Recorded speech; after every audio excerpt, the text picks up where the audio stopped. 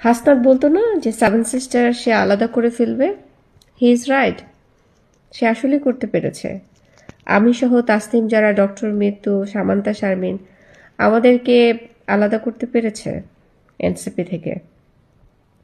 তাসনিম যারা অক্সফোর্ড থেকে পড়ে এসেছে, সে তার পেশায় ডক্টর, সব কিছু সে একদিকে ফেলে সে এনসিপির জন্য যথার্থ সময় দিয়েছে।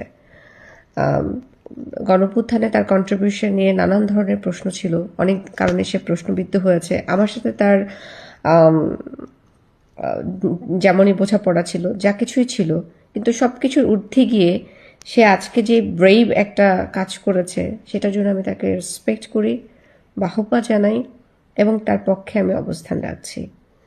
তিনি তার নৈতিকতার কাছে হেরে যায়নি এবং সেটাকে সে সমর্থনও করেনি। তাসনিম যারা দেখিয়ে দিয়েছে যে যেখানে নৈতিকতা থাকবে না সেখানে কোনো বোঝাপড়াও থাকবে না। জামাতের সাথে সম্পর্ক তৈরি করা এবং ৭১কে অপমান করা এবং গণঅভ্যুত্থানকে অপমান করা, এই বোধ শক্তিটা যে তাসনিম যারা সহ আরও যে ৬ জন নারী একমতে এসছে, সিদ্ধান্ত নিয়েছে যে তারা পদত্যাগ করবে, সেটাকে আমি রেসপেক্ট করছি।